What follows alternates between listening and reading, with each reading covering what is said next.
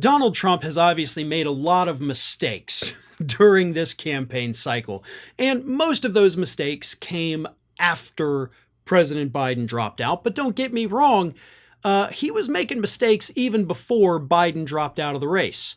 And the biggest of all of those mistakes was picking J.D. Vance as his running mate instead of picking the very obvious choice of Nikki Haley. If Donald Trump had picked Nikki Haley to be his running mate, it wouldn't have mattered if Biden dropped out of the race or stayed in the race. It wouldn't have mattered with all this Harris enthusiasm. Trump would still be polling ahead. Nikki Haley polled better in head-to-head matchups against President Biden, against Kamala Harris, in the thought at the time that Biden could drop out.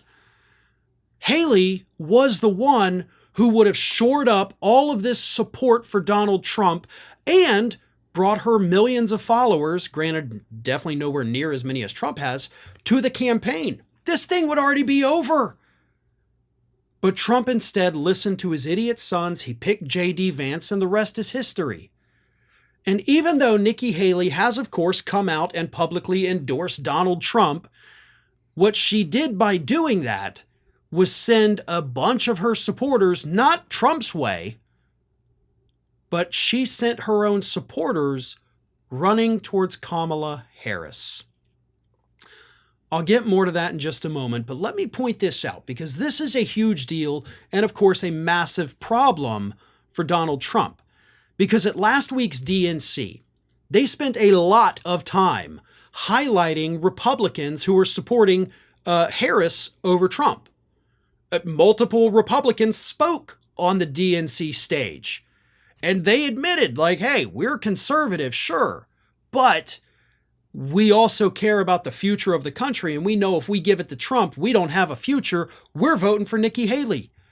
And that's just what happened on the stage. I mean, look, John Giles, Republican mayor of Mesa, Arizona, a crucial swing state, said he was a lifelong Republican, but he's voting for Harris. He said, quote, "Our grand old party has been kidnapped by extremists and developed into a cult, the cult of Donald Trump. Trump doesn't know the first thing about public service. Like a child, he acts purely out of self-interest. John McCain's Republican Party is gone, and we don't owe a damn thing to what's been left behind. So let's turn the page. Let's put the country first, and let's put the adults in the room our country deserves." Again, that's coming from a Republican mayor in a swing state. And of course, you had Adam Kinzinger, who, as we all know, definitely despises Donald Trump. But the point is, Democrats are highlighting this support from Republicans. Conservative former federal judge Michael Luddick came out and endorsed Kamala Harris last week. Barbara Comstock, former Republican lawmaker, endorsed Kamala Harris. You have other Republican lawmakers, former members of Trump's own cabinet, that have endorsed Kamala Harris. But it's those Haley supporters, the ones that Trump needed to bring into his coalition to have any shot at winning this year's election. Those are the ones that sting the most.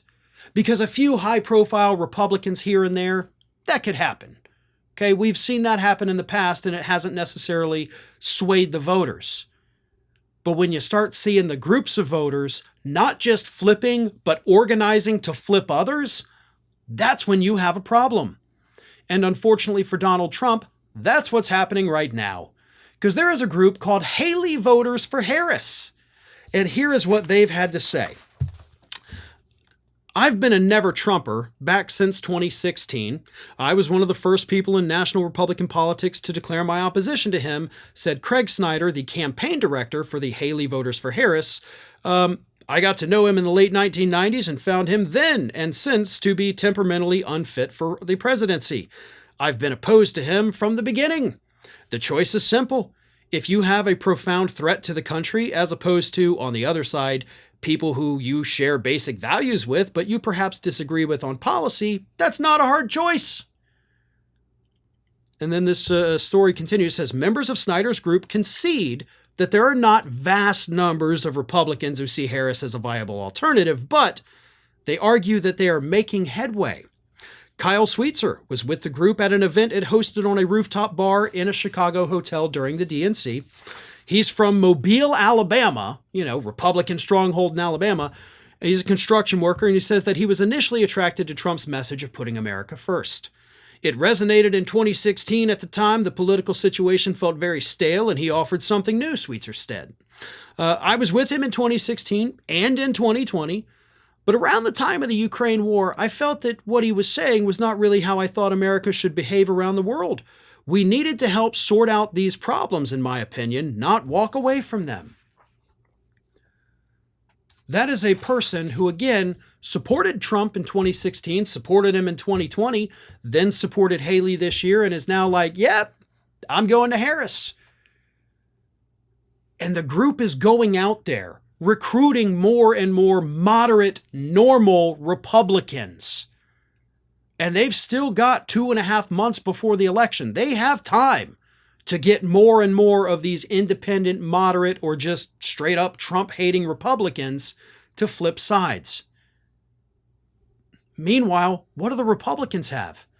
Well, as we saw this week, Mike Lindell went to the DNC. His goal was to flip people from Trump to Harris, or from Harris to Trump, and he ended up yelling at a 12-year-old and getting his butt handed to him by that same child. He fought with everybody there. He didn't flip anybody. So Republicans are not flipping Democrats, but Democrats are flipping Republicans with the help of other Republicans. That is a smart political strategy. And Republicans, for their part, they don't even seem to care. But there is an important caveat. Let me read you this. Most, talking about the Haley for Harris voters, most said that their vote was simply on loan to their political opponents, and that should Haley or another moderate Republican emerge in 2028, they would switch back again. I'm a left-wing Republican, but I'm still a Republican, and I want a Republican White House, said Stephanie Sharp from Women for US, a group made up of center-right activists. With Trump, it goes to his foundational character. It's not just this abhorrent behavior. When you lack character, it doesn't matter how you approach policy issues. Our first approach is to defeat Donald Trump. I'm excited to vote for Kamala Harris. Some of the women's we're targeting are not. We say to them, if you can't vote for a Democrat but are willing to not vote for Trump either, we'll take that.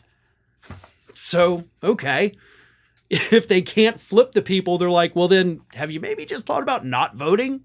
So, we'll see. But that's the important thing to remember. These votes are not permanent. They're letting us know that, hey, we're going to do it this one time. We will save the country here, but, Republicans getting more normal, we're going back. So these are not permanent shifts. We could see a totally different outcome in the 2028 election. But for now, let's take all the support we can get and then spend the next 4 years making these people real converts. It's great if we have their support temporarily for the next 2.5 months. It's better if we have their support for the rest of their lives. So let's not only get them on our side this time, let's convince them afterwards that the Democratic Party is worth sticking with because we will do what you need us to do. That is the message the Democratic Party needs to be sending once we get through this election, because we're not there yet. But if they can pull it off because of these voters, it's time to deliver for these voters and bring them over to our side for good. And don't forget, Trump could have done that. He could have dropped the personal attacks like everybody's told him to. He could have picked Nikki Haley. He actively made the decision to be a horrible person with a horrible running mate, and he is going to pay the price for it in November. Hi everyone, this here is little Athena, and Athena would like to know why you haven't subscribed to Fair and Balanced yet, so please, don't let Athena down. Subscribe today.